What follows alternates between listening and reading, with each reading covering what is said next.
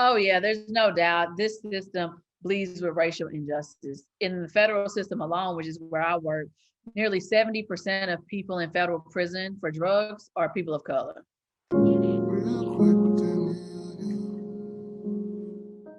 I am an attorney, an author, an entrepreneur, a Black daughter of the rural South. And the one thing I would say, my just dedication to the fight for freedom.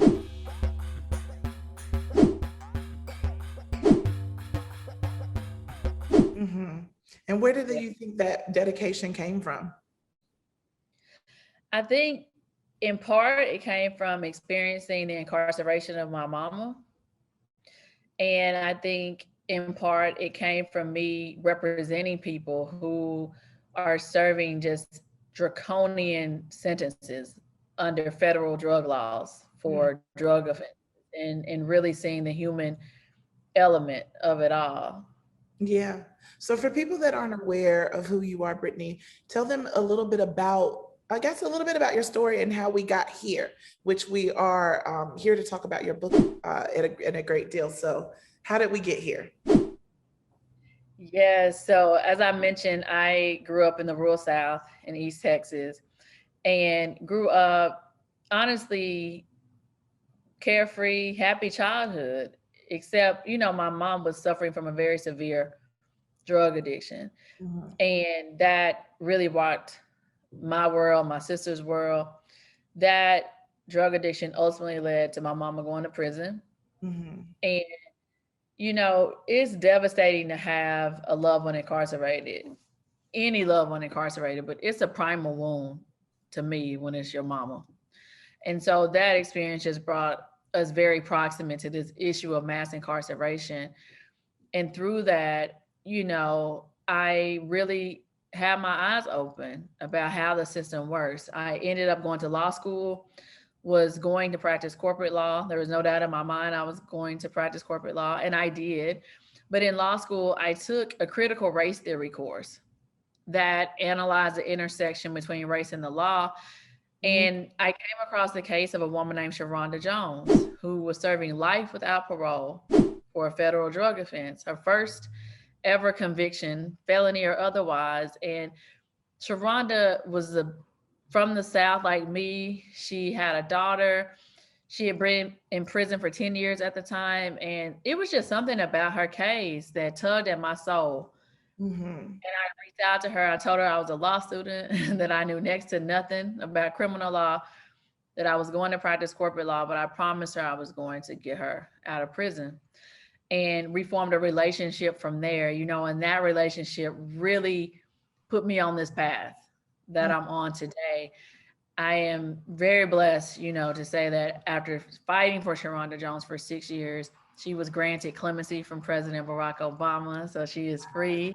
Yeah. And with her and my client, Corey Jacobs, who also had life, we co founded the Buried Alive Project, a nonprofit that works to free people Mhm. serving draconian drug sentences under outdated federal drug laws. And so that path of just coming from a large family in a small town in rural Texas, experiencing my mother's incarceration, going to law school and getting really close with Sharonda Jones and other clients who were freed, that brought me here to where I'm at today to really be able to use my platform for the greater good.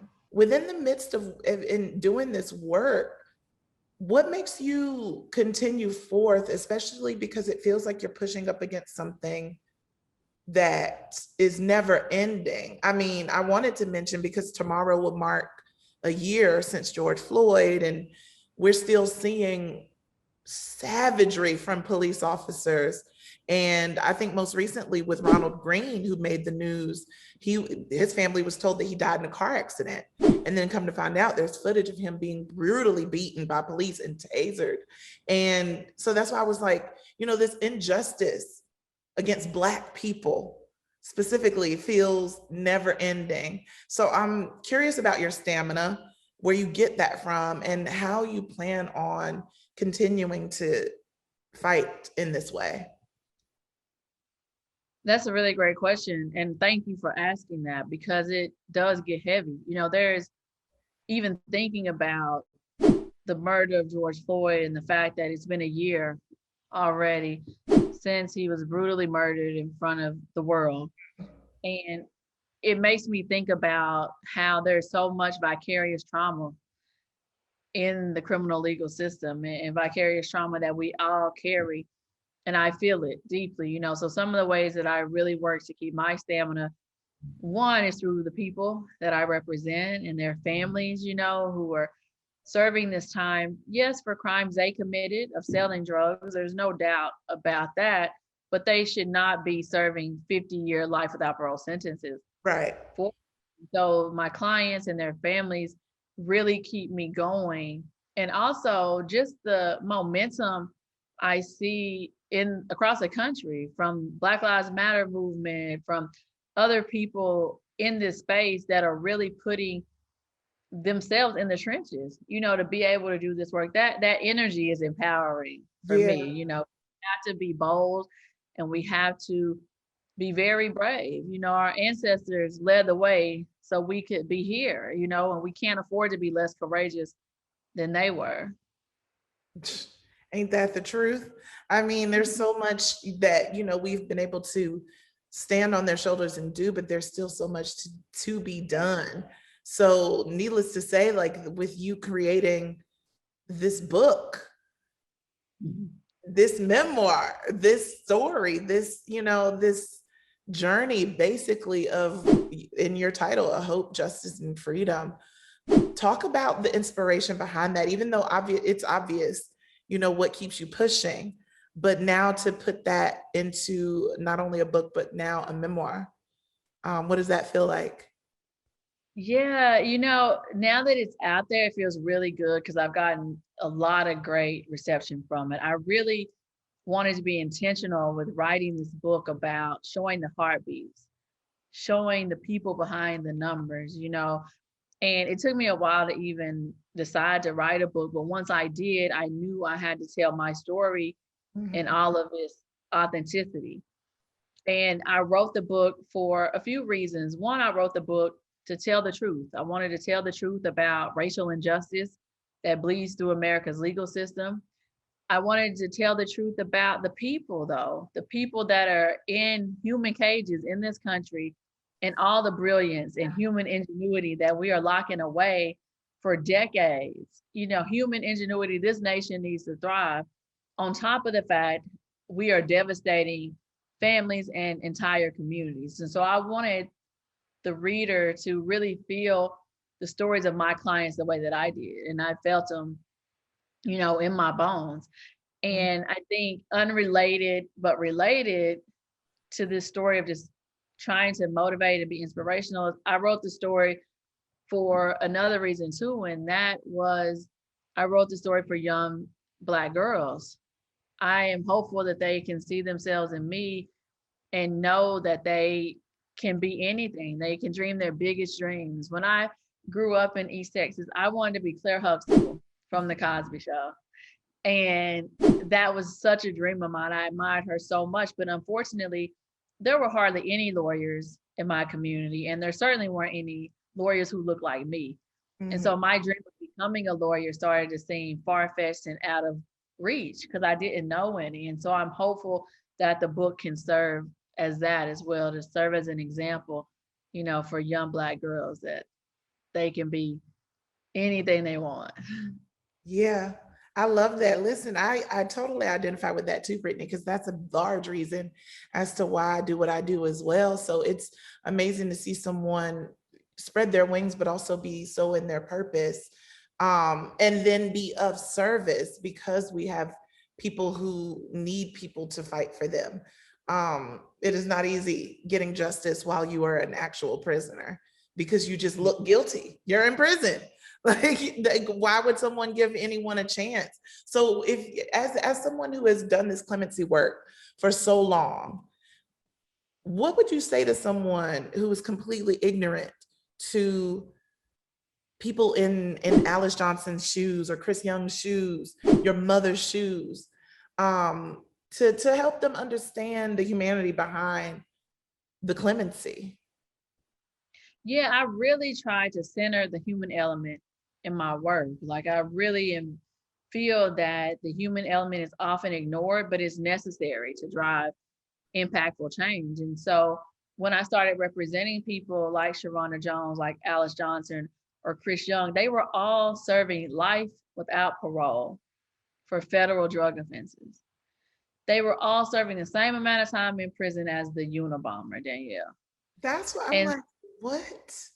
it makes no sense. And so I knew like my avenues for relief for them were limited. It came to a place where literally the only way to free Sharonda Jones, the only way to free Alice Marie Johnson was through executive clemency from the president of the United States of America. And for people who may not know, clemency to me is where justice meets mercy. It's an exclusive power granted to the president of the United States by the Constitution. And so it was our last hope for freedom, and gratefully, President Barack Obama granted clemency to Sharonda Jones. Alice Marie Johnson was granted clemency by Donald Trump. And I worked with two administrations, to really help people to see this urgency, this sense of urgency I feel daily, because there's just nothing more urgent than freedom. And we Right. have to work to put people over politics and know that there's nothing more important than freedom. And so I'm even hopeful that I'll be able to work on clemency under the next administration, this current administration we're in with the Biden administration. And I hope that they reinvigorate the clemency process, because for a lot of people who are still buried alive, it's their only hope for freedom. Yeah. Yeah, I could not imagine literally having to give my entire life because of some weed, and now to see everything be legalized, and it Yes. should still be the same type of laws placed on these people, right? Like it shouldn't be the same. It should be a different consideration as the laws change. But does that, because you keep mentioning the draconian laws, so are these laws not shifting to meet the times of legalization of drugs, or specifically marijuana? That I'm so glad you asked that, because this is a part that people don't know. I think right now criminal justice reform is fashionable. It's a hot topic. It's popular. Yeah, But they I'm see also Kim Kardashian talk about it, and they look at it like that, like, oh, we get to help people get out of jail. exactly a lot of influencers, and with the general public, I'm just always amazed at how little people actually know about how the system works. And so I try to use my story, my client stories, to really educate. And so to answer your question, the laws are starting to change very slowly, very gradually. We see incremental reforms. But Mhm. the problem with that, Danielle, is many of these laws that are changing are not being made retroactive, which means they're not reaching back and pulling the people out that have already been in prison. They're only going to apply to people's sentence going forward. So yes, we see some laws changing, but we still have people serving life sentences today under yesterday's drug laws because of this lack of retroactivity. And And see, that is ridiculous to me. listen, and there's no such thing as the race card, right? Because the world is set up through the systemic racism that exists everywhere. It runs deep, right? So the roots of it sprouts a lot of seeds. And so it's really hard to ignore that these laws are disproportionately, affecting Black people, affecting people of color. And it doesn't seem like a priority because of that. It doesn't seem like something that people would be like, oh, well, maybe we should change these laws because the laws are changing and these people are doing time for something that's no longer even an offense. So it just seems to me, if it was a bunch of white boys doing these, times especially for those marijuana offenses, it wouldn't be like this. There would be like a rally to change the laws. Oh yeah, there's no doubt this system bleeds with racial injustice. In the federal system alone, which is where I work, nearly 70% of people in federal prison for drugs are people of color. Mm. And we cannot stop short of understanding the magnitude of what those numbers mean. It's a problem here. It's a crying problem, and it's impacting so many people, everybody. Honestly, Danielle, this country spends nearly $80 billion a year, $80 billion a year on incarceration. That's And just ridiculous. insane. Think if we were reallocating some of those funds to education, to healthcare, mental health, to grants for small business entrepreneurs. Yeah. The priorities are really messed up. Yeah, we have some crazy priorities. But and other than like non-violent drug offenses, what are other charges that people would be facing or facing and be able to be granted a clemency? Clemency can be granted to anybody with any charge. It's literally sole discretion, President of the United States. They have unfeathered power to grant clemency to whoever they want. And that's why we're really hopeful that we see a true reckoning under the Biden administration, that we see redemption, that we see the Biden administration reinvigorate the clemency process in a way that helps to restore a sense of fairness that's supposed to be at the heart of the justice system. Right. And within this book that you have coming, your memoir, it's been described as this chronicling of your own journey, especially as you work within this space, but also because you've dealt with it in a personal way with your mother. And I'm curious about what you've learned in the space of doing this work and the time that you've been doing it and the people that you've been able to help. What are like two of the biggest things that stick out to you as like, wow, I'm really glad that I've done this, or I'm really glad that I've been on this journey? One of the things that I've learned is that, as Brian Stevenson says, we are all much more than the worst things we've ever done. And I've learned that there is power in redemption. Mm-hmm. I would say the number one thing that I've learned throughout my work is some of the most brilliant people I've ever met in my life, Danielle, have been my clients. And I think about what their brilliant minds could have been doing if they weren't locked away in prison for life for the past 10 years, 20 years.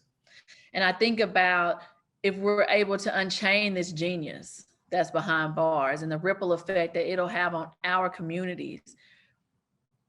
That is one of the biggest lessons that I've learned, that there is so much genius behind bars. There are so many people behind bars who have more than served their time, who truly deserve a chance at freedom. Like my client, Chris Young, he was 22 years old, grew up in just a suffocating environment of poverty that no child in America should have to endure. Right. He's arrested at 22, ultimately sentenced to spend the rest of his life in prison for drugs. Even the federal judge in his case resigned from the bench because he did not want to have to continue to sentence people like Chris Young to life. But more than that was just Chris Young's intelligence, his genius, his teaching himself how to code in prison without a computer, all the thousands of books he's read, how much he's self-taught in prison. And you just look at him and think about this person, this human being set to be locked away the rest of his life. Graciously, through hard work through the courts and freedom on January 20th through Donald Trump, Chris Young is free today. So the world will get to see, but just think about how many Chris Youngs are still there. And so we definitely have to continue to reach back and pull those people out who are buried alive, for sure. Yeah, that's it. That's the goal. Well, we're very glad that we have someone like you, Brittany Barrett, to do this work, because if y'all don't know, she's been helping people get clemency for years, over 11 clients in the past 6 years. And you're personally responsible for securing freedom for 28 people who've been sentenced to life in prison for federal drug offenses. And so this work is deeper than just you. It goes so much beyond. It goes into the families. It goes into the entire world shifting.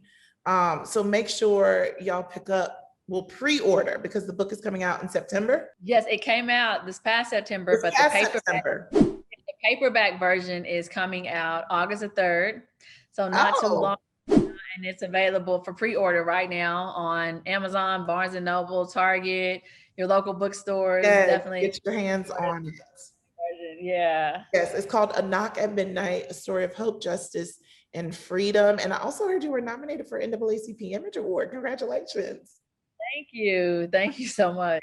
That's amazing. Listen, that's like the epic nomination for a book, for a memoir. Can you just tell us a little bit about how you're going to be continuing past the book, past the headlines, but how you're continuing to shift the thought processes, shift the paradigm around formerly incarcerated people? Yeah, as I was writing the book, it really gave me a chance to reflect. And I've helped free a lot of people. My organization has helped free dozens of people. But I realized that, we can't keep rescuing people from prison and restoring them to poverty.